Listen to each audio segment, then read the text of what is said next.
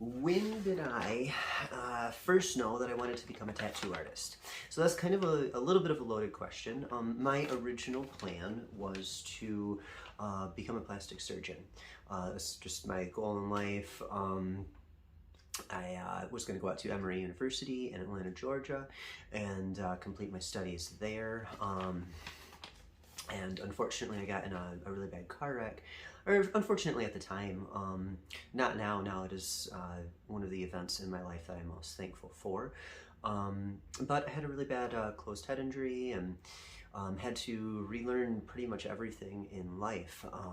We had a year of full-time rehabilitation and then a year of part-time rehabilitation after that to basically relearn life and just become a functioning human again. So that event is really what led me to the tattoo industry.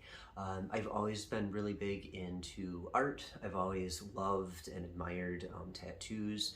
From as young as I can possibly remember. I was that kid that, you know, would see somebody with a tattoo in a store or just out and about, and, you know, I would be just directed right at them. So that, you know, is something that, you know, like I said, I've always had a big interest and admiration for, okay?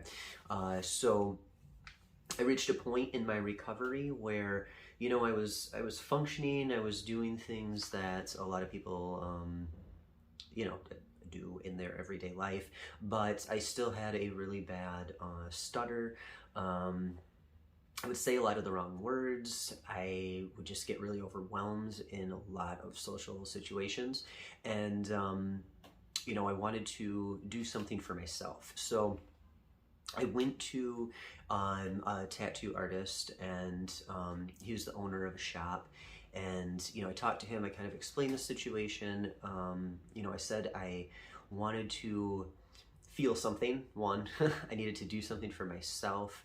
I thought that would help in my recovery as well, and I wanted to be artistic, and I just wanted to, you know, I just wanted to tattoo myself. That was it. You know, that's really kind of how it all started. You know, he was really cool about it. He kind of steered me in the right directions, and, you know, and said, don't ever tattoo another human, you know, until you've like really learned and, you know, gone through an apprenticeship. You know, because this, you know, technically is illegal. You need to have a license to be able to tattoo, you know. And so I started tattooing myself. A lot of people would ask, you know, where'd you get your tattoos? And me, but I'm not a tattoo artist. So, you know, that's just kind of what led to it, you know. Enough people started asking over that next year, and then, you know, I went back to him, asked if he would have any interest in bringing on an apprentice, how much that would cost, you know, what kind of, you know, obligations would be on me, you know, as far as hours, days, things like that. You know, so that's what really led to it. You know, he took me on and went through my apprenticeship, and the rest is kind of history. So that is what led to me becoming a tattoo artist. What was your educational journey like, and what training programs did you complete? So tattooing, it's not, I wouldn't say training program, there isn't college involved. However, what you should do is seek out a master, get to know them, get tattooed by them, get tattooed in their shop, maybe even by other artists.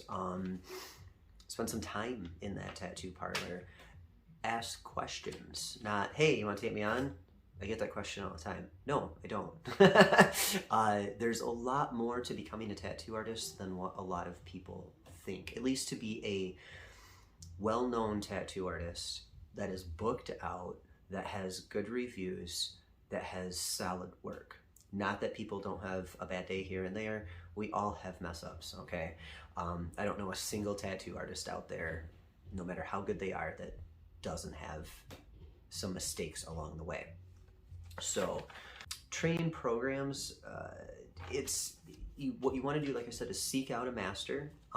You want to find out what they require from an apprentice, how long of an apprenticeship it would be, how much they would charge. Everybody's a little bit different.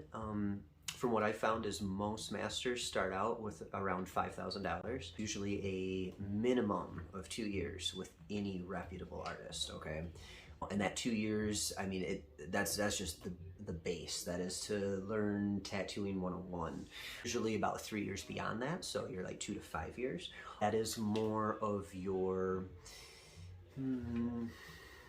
learning more of the styles, or getting more hands-on experience with the styles. It is learning the history, learning the, there's a lot to tattoo. There's a lot of different styles. There's a lot of different advancements in cultures and changes throughout the years. Basic fundamentals as far as your machines and how to put them together and how to properly tune them. Needle depth, there's all your different needle groupings. You usually start, again, with any reputable artist, before you ever touch a human, you're learning the history of tattooing. You're learning the fundamentals, the history of different cultures, how it has changed throughout that time, and any kind of hands-on experience is more setup and cleanup of the tray, the chair, client chair, tattoo artist chair, station, whatever that may look like. Every artist is a little bit different as far as that. Learning how the shop is run, answering the phones, learning that communication with the client and how to adjust to different personality types. That's a big part of it too. I mean, as a tattoo artist, you're gonna see anywhere from homeless to doctorates, okay? So, and everything else in between. You get all walks of life as a tattoo artist. So you need to know how to properly address people, how to, get up in their minds and bring out, what it is they're trying to say. Because, not everybody has that artistic mind. They may have something up in their head and they have these ideas, but they just can't think of how it will flow together, or sometimes even where to put it or how big, things like that. So, in that training, you're learning about all of that. You're learning how to, which direction you should be placing a tattoo on someone, and how to properly explain to somebody if they do want it placed incorrectly, then either you do not take that on, or you explain to them that's not the proper way, and here's why.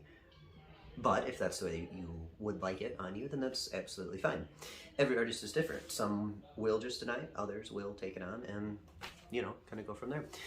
So there's that aspect. Then there is tattooing fake skin, tattooing oranges. Again, any reputable master is going to have you tattoo X amount of fake skin, X amount of small tattoos, medium, large, whatever. Like, each apprenticeship is going to be different.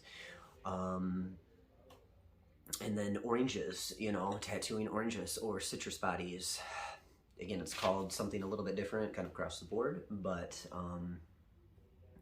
I mean, for me, when I take on an apprentice, I require an absolute minimum of 100 consecutive oranges in a row without scarring the person, okay? So basically, you go through, if you tattoo an orange and you can't peel that and eat that, then you scarred that person. Start back at 1, There's a lot of different aspects to tattooing. There's the drawing aspect as well. I mean, if any reputable master is going to have you drawing every day,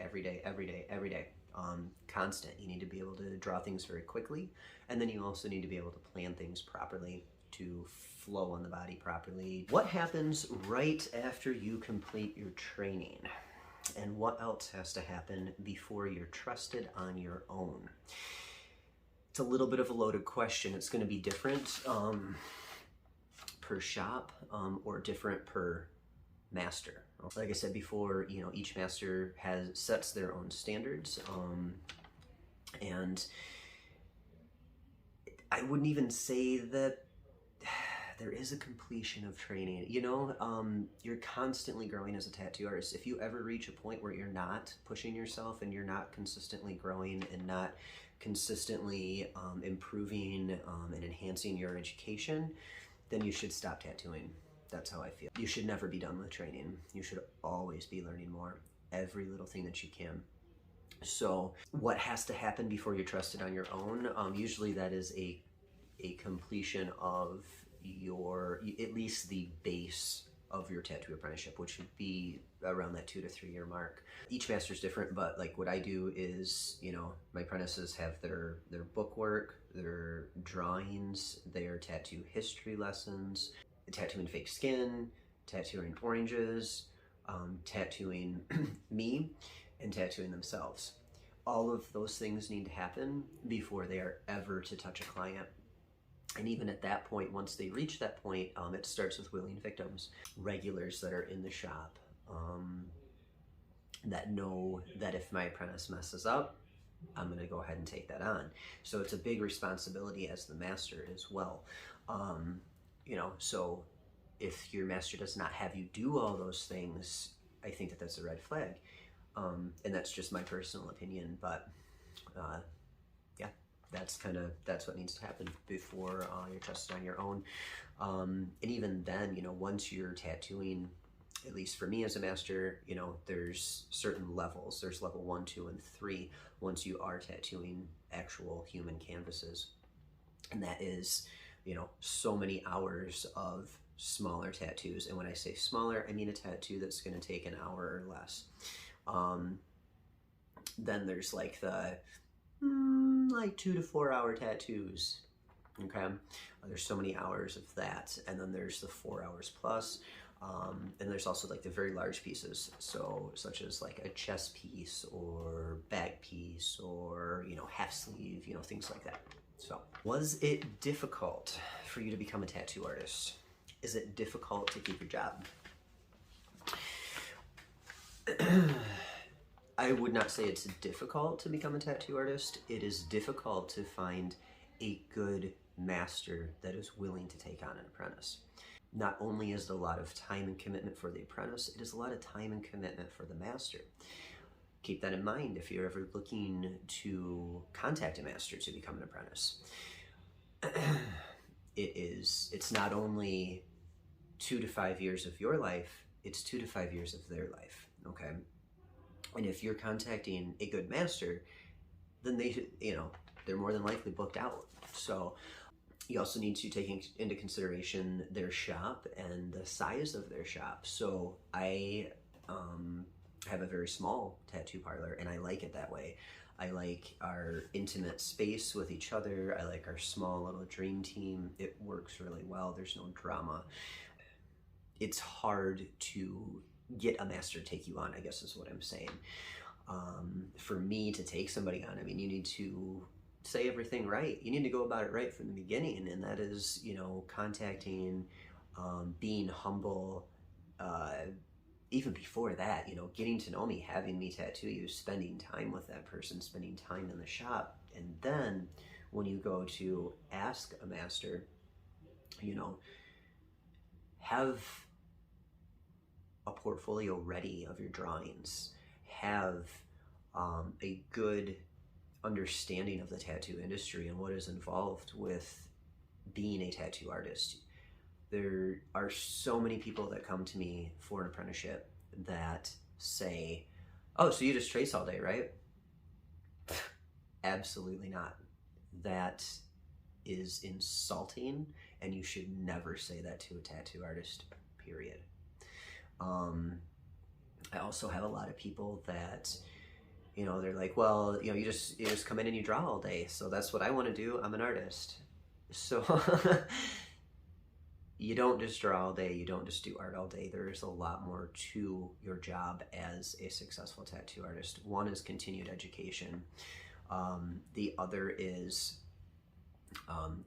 communication with people, being extremely organized, booking people for the right amount of time for what they're getting, having that consultation with them, and being able to connect with them for them to, even want to be tattooed by you. Treating people with respect. Cleanliness. I start, the first hour of my day is just cleaning. The last hour of my day is cleaning. If you treat your station, your shop, like you are a surgeon, then that's, I guess that's the way to look at it. Okay, is that's how you should treat it. You are cutting people open all day. There's cross contamination. You need to learn to take it very seriously. I know multiple tattoo shops that have had MRSA outbreaks and other outbreaks. You don't ever want that. You don't want your facility to lose its license. That affects everybody that's working there, and you don't want to ever lose your license as a body art technician. So keep that in mind. Drawing every day.